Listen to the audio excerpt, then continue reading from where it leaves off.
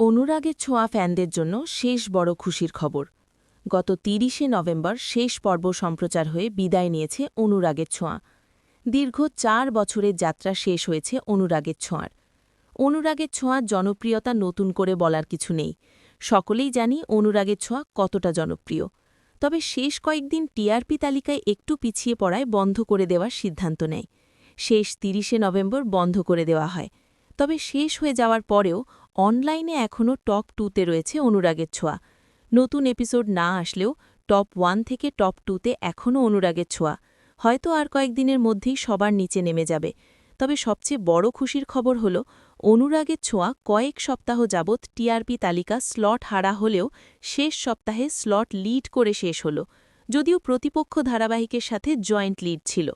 যেভাবে রাজার মতো অনুরাগের ছোঁয়া শুরু হয়েছিল ঠিক সেভাবেই রাজার মতো শেষ হয়ে গেল।